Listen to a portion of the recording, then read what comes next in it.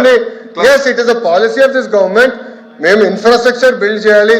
Tourism మంత్రి గారి నాయకత్వంలో టూరిజం పాలసీ కింద హోటల్స్ మేము కట్టాలి.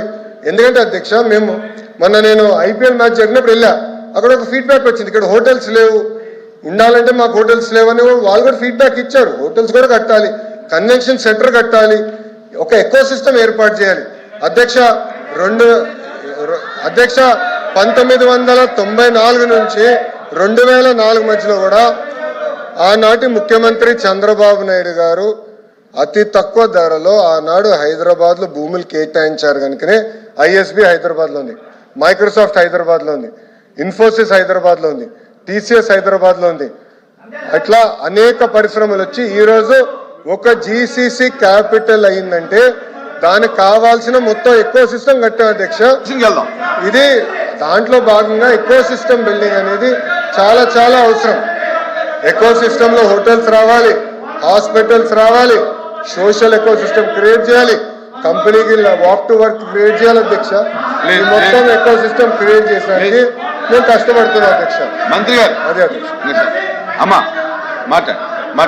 ఆగండి. రియల్ ఎస్టేట్ సంస్థ సత్వా డెవలపర్స్ కి అయ్యా 1500 కోట్ల రూపాయల విలువైన భూమిని డెడ్ చీప్ గా ఇచ్చారు అధ్యక్ష. అలాగే కపిల్ చిట్ ఫండ్ చెందిన BVM ఎనర్జీకి 1500 కోట్ల రూపాయల విలువైన భూమిని కూడా డెడ్ చీప్ కి ఇచ్చారు అధ్యక్ష. నాకు ఒక తెలియని విషయం ఏంటంటే, ఇప్పుడు ప్రభుత్వ రంగంలో APIC ఉంది అధ్యక్ష. వేల కోట్ల రూపాయల భూమిని అది డెవలప్ చేసి మౌలిక వసతులు కల్పించి పరిశ్రమలకు ఇస్తూ ఉంటారు. మరి వాళ్ళు చేసే పని ఇప్పుడు రియల్ ఎస్టేట్ సంస్థలకు ఎందుకు అప్పచెప్తున్నారు అధ్యక్ష? దీని వెనక ఏ రహస్యం ఉందో అర్థం కావట్లేదు. అంటే ప్రభుత్వ ఉద్దేశం APIC కంటే రియల్ ఎస్టేట్ సంస్థలే గొప్పవా అధ్యక్ష అని నా డౌట్ అధ్యక్ష.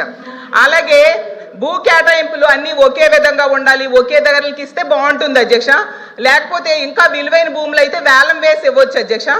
మరి వైజాగ్ లాంటి సిటీల్లో 99 పైసలకే ఇస్తున్నారు కదా అధ్యక్ష. ఇలాంటిది ఎక్కడా కూడా దేశంలో అయితే నేను చూడలేదు అధ్యక్ష. అసలు రియల్ ఎస్టేట్ సంస్థలకు ప్రభుత్వ భూములు కేటాయించవచ్చు అనేది నా క్వశ్చన్ అధ్యక్ష. అలాగే తీసుకుంటే ఎందుకు వేలం వేయట్లేదు ప్రభుత్వ భూముల్ని, విలువైన భూముల్ని? మరి వేలం వేస్తే ప్రభుత్వానికి ఆదాయం వస్తుంది కదా అధ్యక్ష. అదొక నాకు డౌట్, గౌరవ మంత్రి గారు చెప్పాల్సిందిగా కోరుతున్నాను. IT పార్కుల అభివృద్ధి APIC నుంచి తప్పిస్తున్నారా, లేదా అంటే APIICని కాదని రియల్ ఎస్టేట్ సంస్థలకు ఎందుకు భూములు ఇస్తున్నారు? అది కూడా గౌరవ మంత్రి గారు చెప్పాల్సిందిగా కోరుతున్నాను. MSME పార్కులను కూడా ప్రైవేట్ డెవలపర్స్కి ఎందుకు కేటాయిస్తున్నారు? అది కూడా సమాధానం చెప్పాల్సిందిగా కోరుతున్నాను. ప్రైవేట్ సంస్థలకు ఇచ్చే భూముల్లో 50 నుంచి 60% వాళ్ళు నచ్చిన అవసరాలకు వాడుకునే వెసులుబాటు ఇచ్చిన మాట వాస్తవమా కాదా గౌరవ మంత్రి గారు చెప్పాల్సిందిగా కోరుతున్నాను. అలా ఇస్తే దానివల్ల ఏంటి ప్రయోజనం అని కూడా నేను అడుగుతున్నాను అధ్యక్ష. ఆ ప్రైవేటు సంస్థలకు లబ్ధి చేకూర్చాల్సిన అవసరం ఏముంది అని కూడా నా క్వశ్చన్ అధ్యక్ష.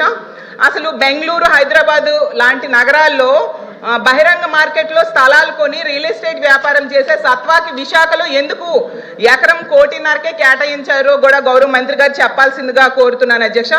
కపిల్ చిట్ ఫండ్స్ కి చెందిన BVM ఎనర్జీకి ఎకరం 1.5 కేమో 30 ఎకరాలు కేటాయించారు అధ్యక్ష. ఎందుకు మార్కెట్ ధర? ప్లీజ్ మంత్రి గారు. అధ్యక్ష, గుడ్, మంచి షార్ట్ డిస్కషన్ అయిపోయింది అధ్యక్ష.